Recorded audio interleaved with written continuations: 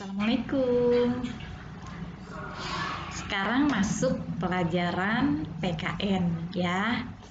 Sekali lagi jangan bosan ya. Jangan bosan lihat ibu lagi, Bu Nita lagi ya. Oke, kita lanjut ya. KD 3.2 ya. Kemudian indikatornya masih menjelaskan hak dan kewajiban masyarakat terhadap hewan di sekitar.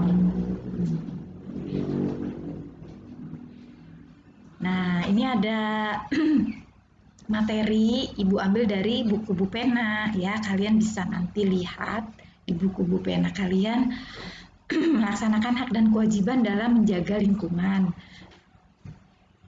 Nah, tinggal di lingkungan yang bersih adalah hak semua orang. Kamu berhak untuk tinggal di tempat yang bersih.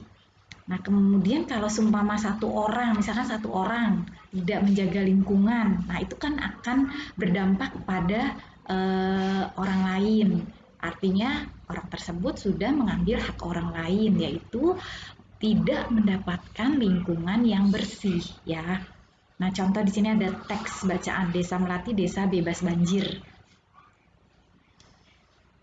Desa Melati merupakan desa yang sangat padat penduduknya, tapi tetap peduli lingkungan. Buktinya yaitu antaranya ada tempat sampah di depan rumah, kemudian tidak ada sampah yang menyumbat di selokan ya. Di selokan itu kalau kalian mungkin taunya got gitu ya, dan terdapat taman yang menjadi daerah resapan air. Jadi ada taman ini masih berbentuk tanah ya.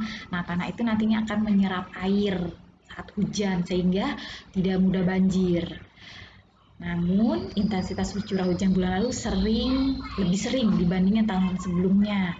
Nah, karena intensitas jumlah hujannya banyak sehingga selokannya sedikit meluap ke jalan. Nah, jadi selokannya tidak mampu menampung air hujan yang tinggi. Nah, akhirnya keluar tuh dari selokan airnya. Tapi warga bergotong royong membersihkan dan memperdalam selokan supaya pada saat nanti curah hujannya tinggi atau sering hujan besar gitu ya. Kalau yang kalian tahu besar hujannya terus menerus nanti tidak akan terjadi banjir atau tidak meluap dari selokan tersebut. Nah, dampak tidak menjaga lingkungan nih, kita harus melaksanakan kewajiban untuk menjaga lingkungan. Nah, kemudian kalau seumpama kita tidak menjaga lingkungan, itu akan muncul dampak yang merugikan diri sendiri dan masyarakat ya, kalau tidak melaksanakan kewajiban menjaga lingkungan. Nah, contohnya kebanjiran. Kalau kalian buang sampah sembarangan, menyumbat selokan, itu akan terjadi banjir nanti pada saat hujannya besar dan terus-menerus karena saluran airnya atau selokannya mampet oleh sampah yang kalian buang tidak pada tempatnya.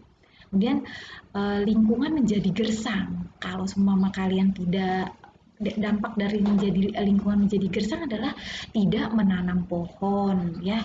Gersang itu ya ini nih tidak ada tanaman ya, panas hawanya ya, tidak sejuk. Coba kalau ada pohon, ada tanaman, kan ada yang hijau-hijau, zat hijau daun itu kan klorofil buat kita bernafas.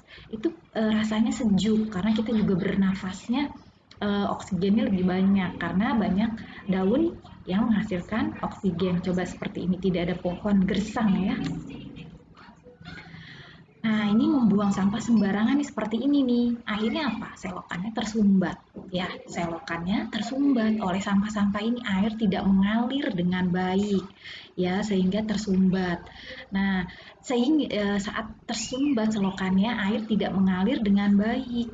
Sehingga seperti Desa Melati tadi, kalau Desa Melati tadi kan memang tertib, ada tempat sampah ya, teratur. Tapi karena intensitas hujannya tinggi sehingga Desa Melati selokannya itu kepenuhan, kurang dalam selokannya, makanya dibangun lagi, diperdalam lagi selokannya. Kalau ini karena selokannya tersumbat banyak sampah, air tidak mengalir dengan baik, airnya lari ke jalan sehingga menimbulkan banjir ketika hujan turun ya. apalagi curah hujannya tinggi dan terus-menerus, misalkan dari pagi sampai siang. Wah, itu pasti udah meluap nih ya, udah kita akan mengungsi ini kebanjiran ya. Nah, dampak banjir kalau sudah kering nih, begitu banjirnya surut, begitu banjirnya mulai mereda, hujannya mulai turun, sampahnya tinggal yang berserakan di mana-mana, ya, merusak lingkungan sekali ya, tidak sehat yang pasti lingkungannya. Nah, dampak lain dari banjir, diare, karena kan airnya kotor, lingkungannya kotor, banyak kuman, ya, banyak kuman masuk ke tubuh kita sehingga akan menyebabkan kita diare. Diare ini penyakit yang ada di saluran pencernaan kita, ya. Kemudian kurangnya ketersediaan air bersih, yang pasti ya tidak ada air bersih. Kemudian, nah maka itu dampak dari banjir kan banyak sekali yang pasti tidak enak buat kita. Karena itu jangan membuang sampah sembarangan, jangan membuang sampah di selokan, jangan membuang sampah di sungai. Belajar tertib ya. Di sekolah pun seperti sering diajarkan untuk membuang sampah pada tempatnya ya. Tidak membuang sampah di mana-mana. Kebersihan juga kan sebagian daripada iman. Oke? Nah, penebangan hutan secara liar nih. Hutan akan menjadi gundul, akan menjadi botak ya. Tidak ada pohon nih. Gersang, panas.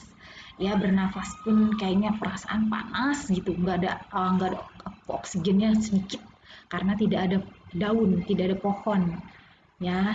Nah, kemudian penebangan hutan juga akan menyebabkan banjir karena kalau semua ada pohon kan ada akar. Nah, akarnya kan akan menyerap air ya, akarnya akan menyerap air buat pohon, buat tanaman tersebut. Makanya banjirnya mungkin tidak terlalu banjir karena ada hutan ya yang bisa menyerap air hujan. Nah, ini contoh penebangan hutan secara liar, hutan gundul akibatnya banjir. Nah, selain itu juga akan menyebabkan tanah longsor. Tanah longsor terjadi di tebing yang sudah tidak ada pepohonannya. Biasanya tanah longsor ini adanya di daerah yang agak dataran tinggi, ya, dataran tinggi, kemudian dia tidak ada pohonnya, sehingga tidak ada yang menyerap airnya. Saat hujan tidak ada eh, akar yang menyerap air sehingga air itu akan mengalir ke tanah tersebut sehingga lama kelamaan tanahnya itu akan um, mudah ambles ya, mudah ambles, mudah, jadi ibaratnya nggak kuat tanahnya, jadi mudah longsor. Longsor itu turun, langsung ambles bles seperti ini, seperti gambar ini ya, seperti ini longsor namanya. Jadi tidak ada akar yang menahan air hujan yang menyerap air sehingga semua airnya itu jatuh ke tanah, menyerap ke tanah. Lama-lama tanahnya lembek, rapuh ibaratnya. Akhirnya amblas dia, terjadilah tanah longsor ya. Nah, makanya untuk mencegah tidak boleh menebang pohon berlebihan karena akan terjadi banjir. Makanya untuk mencegah banjir, hilangnya tempat hidup hewan dan tanah longsor itu tidak boleh menebang pohon berlebihan. Ya, tidak boleh menebang pohon berlebihan. Harus diatur ya karena ada masanya pohon itu ditanam. Ada masanya pohon itu juga ditebang ya, tidak asal tebang saja, tidak asal gundulin hutan aja ya. Nah, upaya pelestarian lingkungan, nih, tidak membuang sampah sembarangan, tidak merusak tanaman di sekitar, tidak menebang pohon sembarangan, melakukan reboisasi, reboisasi atau penghijauan. Penghijauan itu penanaman hutan yang gundul. Ya, jadi reboisasi kalau kalian ditanya apa sih reboisasi? Reboisasi itu penghijauan. Penghijauan apa? Penanaman hutan yang gundul. Jadi hutan yang tadi gersang, yang tidak ada pohonnya itu ditanam kembali, ditanami pohon, nanti supaya dia kembali fungsinya menjadi hutan ya, jadi akan sehat lingkungan, keseimbangan alamnya. Contoh pelaksanaan kewajiban melestarikan lingkungan, mengajak masyarakat agar tidak membuang sampah sembarangan, melaksanakan kerja bakti membersihkan lingkungan. Tuh, pelaksanaan kewajiban melestarikan lingkungan. Lingkungan di rumah kamu misalnya, ayo kita masyarakatnya membersihkan lingkungan, ayo kita kerja bakti, seperti itu ya. Oke, terima kasih. Wassalamualaikum.